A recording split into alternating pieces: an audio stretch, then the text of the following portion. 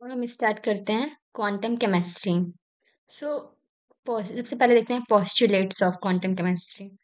So the first postulate is state of system described by the wave function psi. Means हमारे पास कोई भी system है, उस means you can imagine like this is our system. तो इस system को डिस्क्राइब करने के लिए हम एक टर्म यूज करते हैं, वो है साई। साई हमारा वेव फंक्शन है। मीन्स अगर इसमें कुछ पार्टिकल्स प्रेजेंट है, उनका मोशन कैसा है, उनकी प्रॉपर्टीज क्या है, वो सब हम एक्सप्रेस करते हैं वेव फंक्शन से। ये जनरली होता है x y z three dimension में। लेकिन यहाँ पर जो हमारा वेव फंक्शन है वो टाइम पर भी डिपेंड करता है। इसलिए हम यहाँ पर एक टर्म और यूज करते हैं, जो कि ये है टाइम। क्योंकि हमारा जो वेव फंक्शन है वो स्पेस डिपेंडेंट भी है और टाइम डिपेंडेंट भी है। इसलिए हम यहाँ पर इसको psi of x y z into psi of t. This is space part and this is the time part. Then the second postulate is observable represented by linear operator in quantum mechanics. Means हमारे quantum chemistry में कोई भी observable like kinetic energy, potential energy, position of atom and momentum, जितने भी हमारे पास observable है physical chemistry है, वो क्वांटम केमिस्ट्री में हम उसको एक ऑपरेटर से रिप्रेजेंट करते हैं। जैसे फॉर एग्जांपल, जैसे हमारे पास पोजीशन है जिसको हम रिप्रेजेंट कर रहे हैं ए से फिजिकल केमिस्ट्री में, लेकिन इसको क्वांटम केमिस्ट्री में हम ऑपरेटर की तरह यूज करेंगे। मीन्स कोई भी हमारे पास ऑब्जर्वेबल है लाइक काइनेटिक एनर्जी, उसको हम रिप्रेजेंट करते हैं इस टाइप से क्वांटम केमिस्ट्री में। सो ये जितने भी ऑब्जर्वेबल है सभी को हम क्वांटम केमिस्ट्री में उसको एक ऑपरेटर से रिप्रेजेंट करते हैं। देन हमारे पास थर्ड पॉस्टुलेट है A psi equals to this small a and psi. This is a eigenvalue equation where A psi equals to a psi. यहाँ पर जो ए है हमारा कोई भी ऑपरेटर है, जैसे कि हमारे पास पहले बताया सेकंड पोस्टुलेट में operator like kinetic energy, potential energy, position, कोई भी ऑपरेटर है। और ये हमारे पास साई साई हमारा आइगन फंक्शन है। यहाँ पर ए हमारा आइगन वैल्यू है। इस इक्वेशन का मतलब ये है कि अगर कोई भी ऑपरेटर हमारा जो वेव फंक्शन है साई इस पे ऑपरेट कर रहा है, तो हमें सेम सेम फंक्शन हमें वापस से मिलेगा विथ कुछ कांस्टेंट वैल्यू, जिसको हम आइगन वैल्यू कहते हैं। और अब साई की प्रॉपर्टीज हैं, मीन्स जो हमारी वेव फंक्शन उसकी बहुत सारी प्रॉपर्टीज हैं। जैसे कि पहला विल बिहेव फंक्शन होना चाहिए। Then second psi single value function होना चाहिए, मतलब साई की कोई एक ही पर्टिकुलर वैल्यू हो सकती है, इसकी बहुत सारी वैल्यू नहीं हो सकती, जो इसकी वैल्यूज है फिक्स होती हैं, फाइनाइट वैल्यूज हैं। Then third is zero it boundary. Means जैसे कि हमारे पास ये एक सिस्टम है, इस पे जो बाउंड्री है, यहाँ पर हमारा जो वेव फंक्शन है ये जीरो होना चाहिए। मीन्स हमारा जब इसका कहने का मतलब अगर कोई पार्टिकल है कि वेव फंक्शन से हम पार्टिकल ही का पोजीशन है उसकी प्रॉपर्टी बताते हैं। तो हमारा अगर पार्टिकल बॉक्स के अंदर है तो तो साई हमारा क्या होगा, बॉक्स के अंदर कुछ वैल्यू होगी साई की। लेकिन अगर बाउंड्री पे तो हमारा पार्टिकल प्रेजेंट नहीं होता है, इसलिए बाउंड्री पर पार्टिकल को मिलने की प्रोबेबिलिटी जीरो होती है। इसलिए हमारा बाउंड्री पे जो वेव फंक्शन है साई, जिसे हम पार्टिकल को रिप्रेजेंट कर रहे हैं, वो जीरो होना चाहिए। देन फोर्थ प्रॉपर्टी हमारी फर्स्ट डेरिवेटिव कंटिन्यूअस होना चाहिए। मीन्स हमारे पास मान लीजिए एक फंक्शन है एक्स, तो जिसका फर्स्ट डेरिवेटिव है D x by D T, ये हमारा होना चाहिए कंटिन्यूअस। मतलब ये कहीं पे भी ब्रेक नहीं होना चाहिए। मतलब अगर हमारे पास ये फंक्शन है, तो ये देखिए कंटिन्यू मूव कर रहा है, तो ये क्या हुआ, कंटिन्यूअस। अगर ये इस टाइप में होता ऐसे, मीन्स एक टाइम के बाद ये जो हमारा जो वेव फंक्शन है इसकी जो कंटिन्यूटी है ब्रेक हो रही है। मीन इसलिए ऐसा बोल रहा है कि इसका जो फर्स्ट डेरिवेटिव है ये कंटिन्यूअस होना चाहिए, ये ऐसे ब्रेक नहीं होना चाहिए। देन हमारा फोर्थ प्रॉपर्टी है when operator A operate on a function psi, then the average of i A. Means अगर कोई ऑपरेटर ए है, वो हमारा जो साई पर ऑपरेट हो रहा है, तो जो उस ऑपरेटर की एवरेज वैल्यू या फिर एक्सपेक्टेशन वैल्यू, मीन्स क्या रेंज होगा किस में वो वैल्यू लाई करेगी, तो वो उसका फॉर्मूला है ये माइनस इन्फिनिटी टू इन्फिनिटी। मतलब हमें तो रेंज पता नहीं है, तो हम इसको माइनस इन्फिनिटी से प्लस इन्फिनिटी ले रहे हैं। वेव फंक्शन हमारा साई है, यहाँ पे ए हमारा ऑपरेटर एंड साई यहाँ पे वेव फंक्शन, और इस साई स्टार रिप्रेजेंट कर रहा है conjugate of A psi. Means अगर साई हमारा e to the power i x है, तो साई स्टार क्या होगा हमारा, e to the power minus i x. मतलब जब अगर कोई आई टर्म है तो माइनस आई हो जाता है उसका कंजुगेट होने के बाद। तो इस तरीके से हम एक्सपेक्टेशन वैल्यू निकाल सकते हैं। देन और अगर हमारा डिनोमिनेटर, जैसे कि ये जो हमारा डिनोमिनेटर है minus infinity two plus infinity Sai star Sai D tau, अगर हमारा साई हमारा नॉर्मलाइज्ड वेव फंक्शन है, अगर ये नॉर्मलाइज्ड वेव फंक्शन है तो इसका इसकी जो वैल्यू आएगी 1। इसलिए जब हम एक्सपेक्टेशन वैल्यू निकालते हैं नॉर्मलाइज वेव फंक्शन की, तो हम सिर्फ इसका न्यूमरेटर वाला टर्म लेते हैं, डिनोमिनेटर टर्म हम इग्नोर करते हैं। Then the fifth postulate is psi is time dependent wave function. जैसे कि हम टाइम इंडिपेंडेंट वेव फंक्शन को हम लिखते हैं इस तरीके से, मीन्स जैसे कि नॉर्मली हम साई अगर टाइम इंडिपेंडेंट है तो हम इस फॉर्मूले इसको हम सिर्फ लिखते हैं i h by two pi d by d tau psi x y z, यहाँ इक्वल टू एच साई।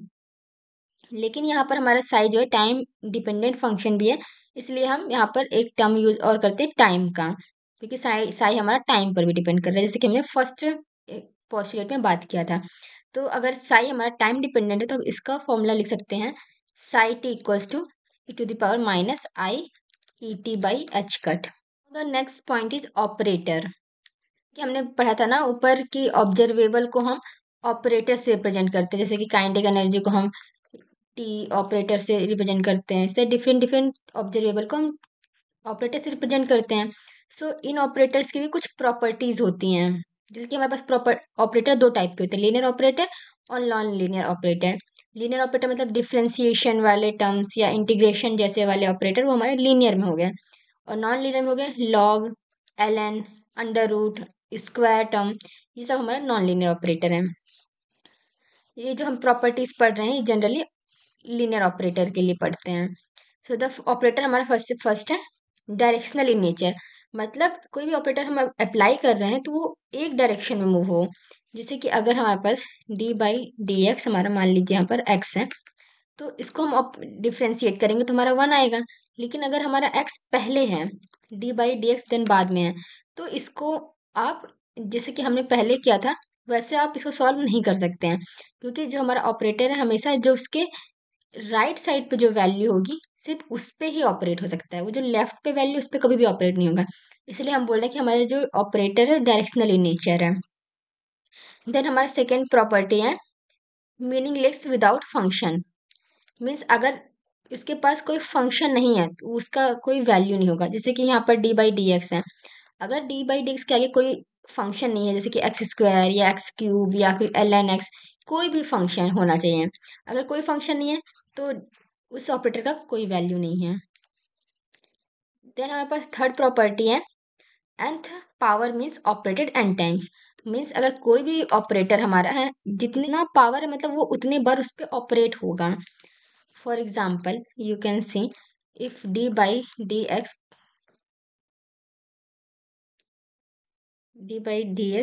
अगर इसका पावर हमारा 2 और हमारे पास फंक्शन है x टू द पावर 3, इसका मतलब हमारा जो डी बाई डी एक्स है वो एक्स के ऊपर 2 बार ऑपरेट होगा। मीन्स अगर जैसे हमने पहली बार ऑपरेट किया एक्स क्यूब पे, तो हमारा क्या आएगा, D by d x x cube पे ऑपरेट करेंगे तो आएगा हमारा 3x²। अब ये ऑपरेटर फिर से इस पर ऑपरेट होगा, मीन्स 3 फिर 2 है, 2 सामने आ जाएगा, then d x by d x, तो ये आएगा हमारा वैल्यू 6। इस तरीके से मतलब किसी भी ऑपरेटर की जितनी पावर है वो उतने बार हम उसको ऑपरेट करेंगे इस फंक्शन पे। देन फोर्थ पॉइंट है इन quantum mechanics every operator is linear, means जो हमारा क्वांटम मैकेनिक्स है उसमें जितने भी ऑपरेटर्स हैं डिफ्रेंसिएशन इंटीग्रेशन जितने भी ऑपरेटर है वो सारे लीनियर ऑपरेटर होते हैं, नॉन लीनियर नहीं होते। जैसे मैंने पहले बताया था ये सारे फॉर्मूले ये सारे जो प्रॉपर्टी है हमारे लीनियर ऑपरेटर पे अप्लाई होते हैं ना कि नॉन लीनियर पे। यहाँ पर लीनियर ऑपरेटर की भी कुछ प्रॉपर्टी दी हुई है कि कोई भी अगर कोई भी ऑपरेटर है उसमें अगर वो एक फंक्शन और उसका कोई कांस्टेंट टर्म है जिस पे वो अप्लाई हो रहा है, फॉर एग्जांपल इसके यहाँ पर डी बाई डी एक्स था और कोई कांस्टेंट टर्म जैसे कि आप मान लेते हैं 2 f(x), मान लीजिए कोई फंक्शन तो x² मान लेते हैं, तो कोई भी कांस्टेंट टर्म है वो एज इट इज पहले बाहर आ जाएगा हमारा जो ऑपरेटर है वो सिर्फ वेरिएबल टर्म में अप्लाई होगा। इसलिए देखिए यहाँ पे देखिए कांस्टेंट टर्म के हमारा बाहर आ जा रहा है। देन सेकेंड प्रॉपर्टी है, अगर कोई भी दो फंक्शंस फंक्शन साथ में है, उनका सम है और उसमें ऑपरेटर अप्लाई हो रहा है, तो ऑपरेटर जो इंडिविजुअल उसको पहले ऑपरेट करेगा। फॉर एग्जाम्पल देखिए हमारे पास ऑपरेटर है d/dx और हमारे पास फंक्शन है, फर्स्ट फंक्शन है मान लीजिए हमारे पास x² एंड सेकेंड फंक्शन हमारा ln x। सो जो हमारा ऑपरेटर है वो पहले x² पे ऑपरेट होगा एक बार और एक बार ln x पे ऑपरेट होगा, मतलब दोनों पे इंडिविजुअल ऑपरेट होगा। अगर ये x² पे ऑपरेट होता है तो क्या आएगी 2x, ln x पे ऑपरेट होगा तो क्या आएगा 1/x। इस तरह से ये हमारी लीनियर ऑपरेटर की प्रॉपर्टीज हुई। अब यहाँ पे हम देखते हैं कि हमारे क्वांटम मैकेनिक्स में कौन कौन से ऑब्जर्वेबल होते हैं और उसको किस तरीके से किस ऑपरेटर में रिप्रेजेंट करते हैं। जैसे कि पहले हमारा पास पोजीशन, पोजीशन को हम रिप्रेजेंट करते हैं क्वांटम मैकेनिक्स में एक्स ऑपरेटर से। देन लीनियर मोमेंटम को हम रिप्रेजेंट करते हैं पी एक्स ऑपरेटर से, means it is in x direction.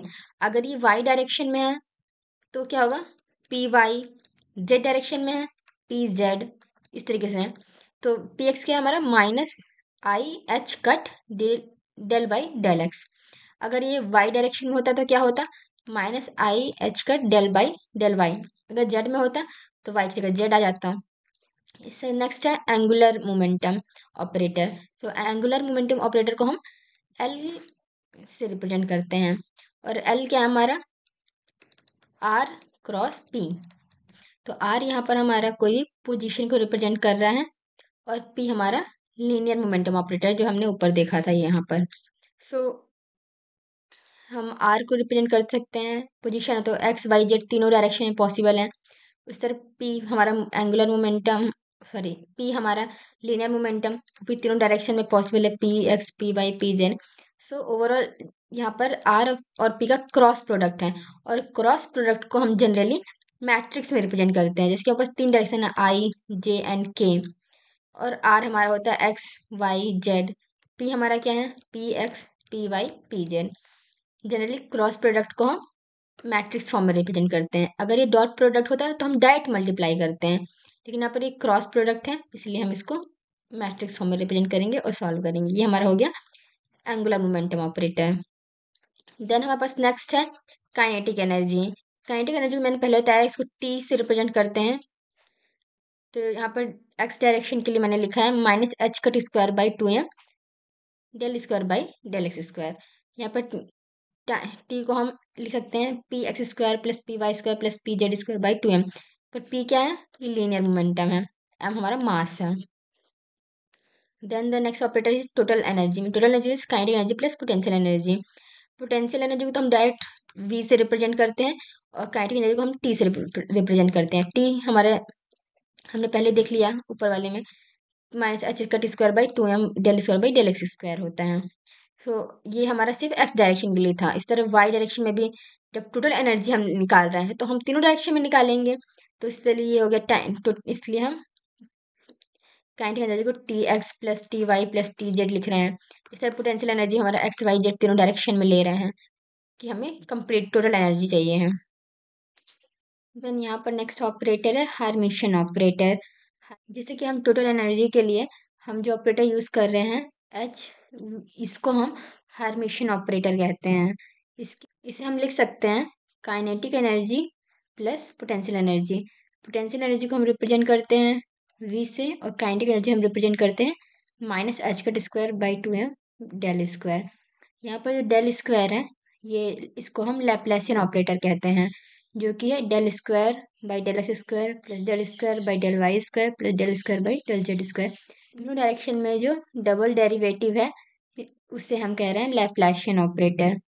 Then हमारा फोर्थ पॉइंट है, ये हमारा स्क्रोडिंजर इक्वेशन है जो कि एच साई इक्वल्स टू ई साई। यहाँ पर एच हमारा हार्मिशन ऑपरेटर है, साई हमारा आइगन फंक्शन है, ई हमारा आइगन वैल्यू या फिर आप टोटल एनर्जी बोल सकते हैं और साई हमारा आइगन फंक्शन है यहाँ पर। देन हमारा फिफ्थ पॉइंट है कम्यूटेटर। हम यहाँ पर कम्यूटेटर को रिप्रेजेंट करने के लिए हम यहाँ पर स्क्वायर ब्रैकेट का यूज़ करते हैं और इस ब्रैकेट के अंदर जो भी ऑपरेटर है वो तभी कम्यूट करेंगे जब उनको हम उसको हम सॉल्व करेंगे तो उसकी वैल्यू 0 आनी चाहिए। जिससे कि अगर हमारे पास है ए एंड बी, तो अगर इसका डॉट प्रोडक्ट होगा हमारा A B minus B A, इस जब इसकी वैल्यू 0 होगी, means A B is equals to B A, तब हमारा ये जो ए और बी कम्यूट करेंगे। और अगर ए और बी इक्वल नहीं है, A B does not equal to B A, then they will not commute. The next property है A dot B equals to minus B dot A, means अगर ए डॉट बी अगर minus sign के साथ equal है तो वो होगा anti symmetric commutator. इस तरह अगर प्लस साइन के साथ है तो ये सिमेट्रिक कम्यूटेटर।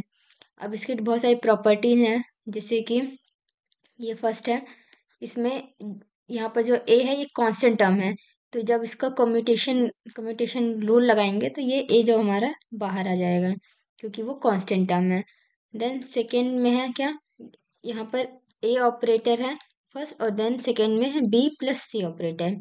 मीन्स हमारा जो ए ऑपरेटर है एक बार बी के साथ कम्यूट कर रहा है और एक बार सी के साथ कम्यूट कर रहा है। इसे कहते हैं हम लीनियरिटी। इस प्रॉपर्टी को हम कहते हैं लीनियरिटी। थर्ड प्रॉपर्टी है, यहाँ पर हमारे पास ऑपरेटर ए है और यहाँ पर बी और सी दो ऑपरेटर मल्टीप्लिकेशन में है। तो यहाँ पर क्या होगा, जब हम ए और बी को सबसे पहले मल्टीप्लाई करेंगे सी बाहर रहेगा, देन नेक्स्ट है बी बाहर है तो ए और सी बाहर सी मल्टीप्लाई होगा। इस प्रॉपर्टी कहते हैं हम distributivity property. Then fourth point है, अगर जितने भी ऑपरेटर हैं सभी खुद से कम्यूट करते हैं। मीन्स अगर आप कोई ऑपरेटर ले रहे हैं, जैसे कि टोटल एनर्जी का ऑपरेटर ले रहे हैं, तो अगर आप टोटल एनर्जी को ऑपरेट करेंगे तो ये दोनों आपस में कम्यूट करेंगे, तो मतलब इनकी वैल्यू अब सॉल्व करने पे 0 आएगी। एग्जाम्पल दे सकते हैं कि जैसे कि यहाँ पास है operator position operator x operator है, अगर आप इसको सॉल्व करेंगे तो हम क्या लिखेंगे, x into x minus x into x, तो क्या होगा, इसको सॉल्व करेंगे 0 आएगा। मतलब हमारा जो पोजीशन ऑपरेटर है वो खुद के साथ कम्यूट कर रहा है। देन हमारा फिफ्थ पॉइंट है, कोई भी nth पावर, एक ऑपरेटर जिसका nth पावर है और दूसरा ऑपरेटर बी, उस अगर वो दोनों कम्यूट करते हैं तो जो जो जिस ऑपरेटर में पावर है उसका हो जाएगा n A to power n minus one, and अंदर जो है ए और बी का कम्यूटेशन रूल अप्लाई करेंगे। जैसे कि एक एग्जाम्पल है, गेट थॉर्नटन में आया हुआ था एक्स क्यूब पी एक्स, तो यहाँ पर एक्स क्यूब में पावर है 3, तो इसका हमारा क्या होगा, अब इसमें हम डिफ्रेंसिएशन वाला रूल अप्लाई हुआ, 3x 3 माइनस वन, और हमारा x और पी एक्स आपस में इसमें नॉर्मल कंप्यूटेशन का रूल निकालेंगे आएगा। एक्स और पी नॉर्मल कंप्यूटेशन के जो रूल्स हैं वो अप्लाई करेंगे। Means x P x minus P x into x, x P x को हम लिख सकते हैं। जैसे हमने पी एक्स का हमने ऊपर यहाँ पर देखा था कि हम पी एक्स को हम minus i h cut del by d x लिख सकते हैं, तो ये वैल्यू को हम वहाँ पर सब्स्टिट्यूट कर देंगे, तो यहाँ पे क्या आएगा, एक्स फिर minus h i h cut del by del x minus, then यहाँ पे minus h cut del by del x then x. इस तरीके से हम इसको सॉल्व करेंगे, तो जब हम इसको सॉल्व करेंगे तो हमारी वैल्यू आएगी इसकी आई एच कट, जो हमने यहाँ पे लिखा है। सो ये थोड़ा कैलकुलेशन थोड़ा लेंदी हो जाता है, इसलिए इसको इतना लेंदी कैलकुलेशन को अवॉइड करने के लिए हम कुछ शॉर्ट ट्रिक देखते हैं, जिसमें कि सबसे फर्स्ट है, अगर कोई भी डिफरेंट वेरिएबल्स हैं, लाइक एक है लीनियर मोमेंटम है और एक पोजीशन है, सो ये दोनों आपस में कम्यूट करेंगे। मीन्स अगर आप इसमें कम्यूटेशन रूल लगाएंगे, जैसे कि एक हो गया हमारे पास लीनियर मोमेंटम का टर्म और दूसरा हो गया हमारा पोजीशन का टर्म। डिफरेंट वेरिएबल मीन्स ये हमारा एक्स डायरेक्शन में और ये हमारा वाई डायरेक्शन पे है, तो ये हमारा क्या कम्यूट करेंगे और आ जाएगा 0। और अगर ये सेम डायरेक्शन में होते हैं, मीन्स पी एक्स और अगर एक्स अगर इस टाइप का होता, तो इसको हम सॉल्व करते हैं, इसकी कुछ वैल्यू आती है और ये कम्यूट नहीं करते हैं। अगर दोनों डिफरेंट डायरेक्शन में हैं, जैसे कि ये एक्स में और ये वाई में, तो ये कम्यूट करेंगे। सिमिलरली कोई भी आप एग्जाम्पल, जैसे कि पी वाई है और यहाँ पर एक्स है, पी वाई है जेड, मतलब कोई दो भी डिफरेंट वेरिएबल होना चाहिए। जैसे कि यहाँ पर del by del x and del by del y, यहाँ पे डेल बाई डेल एक्स हमारा जेड डायरेक्शन से कम्यूट कर रहा है, तो ये जो कम्यूटेशन है इसमें क्या होगा कि ये आपस में कम्यूट करेंगे। देन सेकेंड है, अगर सेम वेरिएबल है, मीन्स एंगुलर मोमेंटम हमारा पोजीशन के साथ, एंगुलर मोमेंटम को हम एल से रिप्रेजेंट करते हैं और पोजीशन को हम नॉर्मल एक्स वाई जेड से। अगर सेम वेरिएबल, अगर एंगुलर मोमेंटम किसी पोजीशन या लीनियर मोमेंटम के साथ कम्यूटेशन रूल अप्लाई कर रहे हैं, तो वो अगर सेम वेरिएबल है तो कम्यूट करेगा, और अगर डिफरेंट वेरिएबल है तो कम्यूट नहीं करेगा। मीन्स अगर ऐसे ये है हमारा एंगुलर मोमेंटम का टर्म, और अगर हम इसको डिफरेंट वेरिएबल से कम्यूट कराएं, मीन्स हम वाई से कम्यूट करा रहे हैं, तो कभी भी कम्यूट नहीं करेगा, मीन्स इसकी वैल्यू जीरो नहीं आएगी। और अगर वहीं अगर सेम डायरेक्शन से कम्यूट करें, मीन्स एल एक्स है तो इसको एक्स से कम्यूट करवाएंगे तो ये कम्यूट होगा, इसकी वैल्यू सॉल्व करेंगे जीरो आएगी। मीन्स जो लीनियर मोमेंटम है और पोजीशन वो आपस में से डिफरेंट वेरिएबल रहेंगे तब कम्यूट करेंगे, लेकिन जो एंगुलर मोमेंटम है जब वो सेम वेरिएबल होगा तब उसमें कम्यूटेशन रूल अप्लाई होगा। देन थर्ड ट्रिक है, यहाँ पर एक हमारा D by d x operator है और एक एक्स एन ऑपरेटर है। तो इसमें नॉर्मली जो हम डिफ्रेंसिएशन करते हैं सिर्फ direct n x n minus one हो जाएगा। और अगर ये अपोजिट है, अगर एक्स लेफ्ट साइड पे और डी एक्स एन पे पावर है, मीन्स यहाँ पर क्या था, एक्स में एन की पावर थी, यहाँ पर डी बाई डी एक्स में एन की पावर है। सो जो यहाँ पर एक्स में हमने पावर क्या किया था, एन माइनस वन कर दिया था, तो यहाँ पर डी बाई डी एक्स में हमारा पावर हो जाएगा एन माइनस वन। और जो एन है ये कांस्टेंट है, जैसे यहाँ पे कांस्टेंट बाहर सामने आ गया था, बस यहाँ पे जो कांस्टेंट है वो सामने आ जाएगा। जैसे कि यहाँ पर पहले एक्स है फिर पी एक्स एन है, जैसे कि ये सब है लीनियरिटी की प्रॉपर्टीज फॉलो करते हैं, मीन्स ये सब डायरेक्शनल इन नेचर होते हैं। जैसे कि अगर एक्स है पी एक्स एन, इसको कम्यूट करेंगे तो हमारा n i h cut p x n minus बना रहा है, लेकिन अगर हम इससे रिवर्स कर दें, मीन्स पहले पी एक्स एन है फिर एक्स है, देन इसको रिवर्स करने पे इसमें साइन में भी चेंज आ जाता है, जो कि माइनस साइन इसमें लग गया है। इस तरह अगर यहाँ पर जैसे कि पी एक्स में पावर थी एन की, तो ये एन माइनस वन हो गया था और एन बाहर, तो अगर यहाँ पे एक्स में पावर एन है तो लास्ट में एक्स में पावर में एन माइनस वन आएगा। फिफ्थ ट्रिक है, कोई भी एंगुलर मोमेंटम है, जैसे हमने सेम वेरिएबल का देखा था, अगर सेम वेरिएबल है तो उसका कम्यूटेशन वो कम्यूट करते हैं, उनका उनकी वैल्यू जीरो आ जाती है। लेकिन अगर डिफरेंट वेरिएबल है, लीनियर मोमेंटम और पोजीशन या एंगुलर मोमेंटम पोजीशन, ऐसे अगर डिफरेंट वेरिएबल है तो उसको सॉल्व करने पे ये आएगा, जैसे कि एल एक्स और एल वाई, मीन्स अगर एल एक्स और वाई हमारा कम्यूट करेंगे तो हम यहाँ पर एक और ये हमारा होता है इस प्रॉपर्टी के अकॉर्डिंग एक्स वाई जेड। अगर आप इस क्लॉकवाइज इसमें जाते हैं, जैसे कि यहाँ पहले एक्स है देन वाई है, तो अगला क्या है जेड, तो यहाँ पर हमारा आएगा आई एच कट जेड। अगर हम लें वाई एल एक्स, सो पहले वाई है फिर एल एक्स है, मतलब हम एंटी क्लॉकवाइज जा रहे हैं, बट अगर हम अपोजिट जाएंगे तो फिर माइनस साइन आएगा, देन आई एच कट और देन जेड, मतलब जो वेरिएबल यहाँ पर नहीं वो वेरिएबल आएगा आई एच वाला टर्म, और हम ये देखेंगे क्लॉकवाइज मूव हो रहे हैं या एंटी क्लॉकवाइज मूव हो रहे हैं। अगर क्लॉकवाइज है तो पॉजिटिव चार्ज, अगर एंटी क्लॉकवाइज है तो निगेटिव चार्ज। सिक्स्थ है, कोई भी एंगुलर मोमेंटम अगर लीनियर मोमेंटम से कम्यूटेशन रूल अप्लाई कर रहे हैं, देन हमारा जो लीनियर मोमेंटम उसका टर्म आएगा और आई एच का टर्म, जिसके यहाँ पर एक्स डायरेक्शन में और वाई डायरेक्शन में लिया था, तो जो हमारा कम्यूटेशन के बाद आएगा वो जेड के डायरेक्शन में आएगा। देन अगर दो एंगुलर मोमेंटम के टर्म डिफरेंट वेरिएबल में कम्यूट कर रहे हैं, सेम इसमें भी यही प्रॉपर्टीज होगा, जो कि अगर यहाँ एल एक्स और एल वाई है तो हमारा आएगा एल जेड। अगर लीनियर मोमेंटम पोजीशन के साथ कम्यूट कर रहा है तो कम्यूट होने के बाद जो टर्म आएगा क्या है, पोजीशन का टर्म। अगर लीनियर मोमेंटम के साथ कम्यूट कर रहा है एंगुलर मोमेंटम, तो लीनियर मोमेंटम का टर्म आएगा।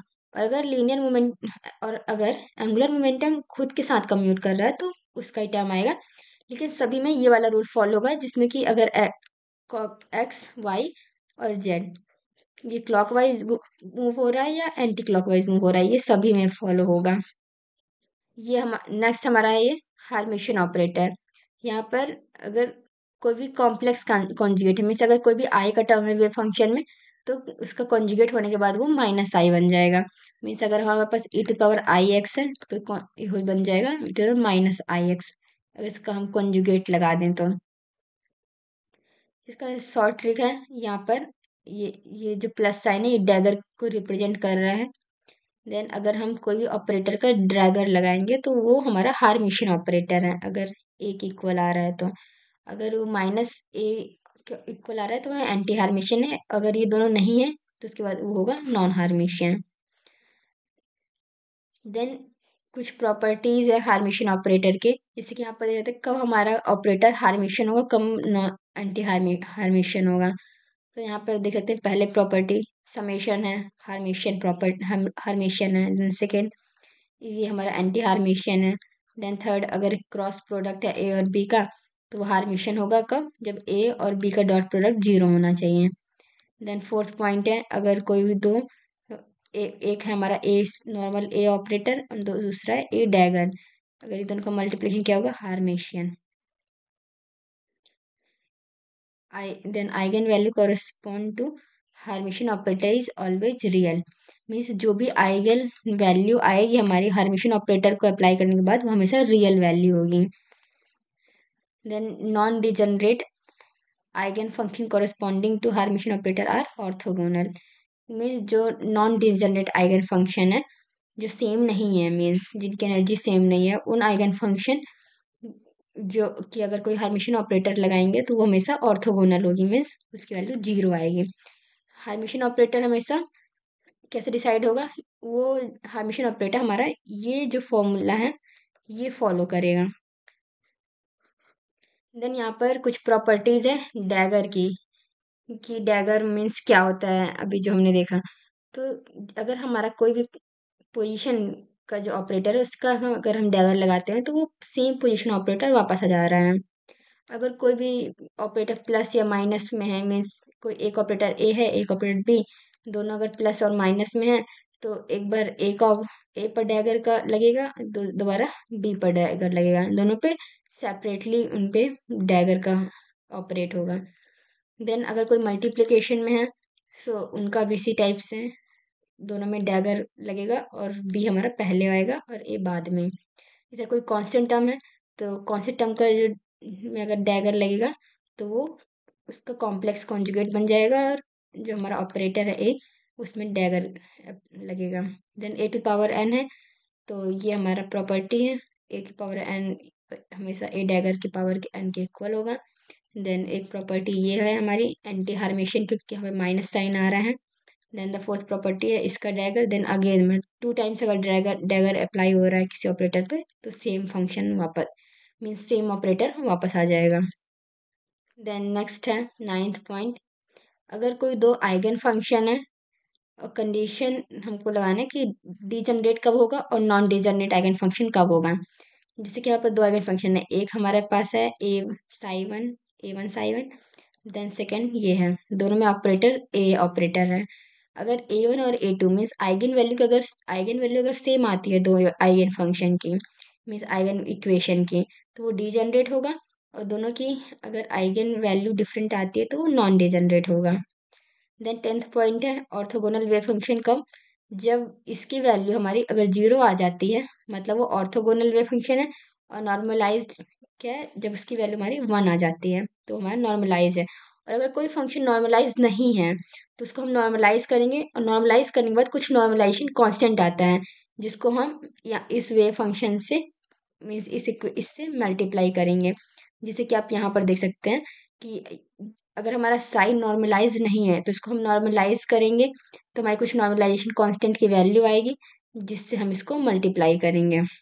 देन नेक्स्ट है हमारी प्रोबेबिलिटी इक्वल्स टू, अगर हमको किसी का भी प्रोबेबिलिटी निकालना है किसी वेव फंक्शन का तो हम क्या करेंगे, उसमें ऑपरेटर जिस रेंज में हमको निकालना है, मीन्स कोई सिस्टम होगा उसका एक रेंज होगा, इस लेंथ के अंदर का हमें में प्रोबेबिलिटी निकालना है कि पार्टिकल्स की, मीन्स हमारा कोई पार्टिकल है कोई बॉक्स के अंदर प्रेजेंट है तो बॉक्स की बाउंड्री होगी और बाउंड्री फिक्स होगी, तो हमें वो प्रोबेबिलिटी निकालने के लिए हम ये फॉर्मूला यूज़ करते हैं।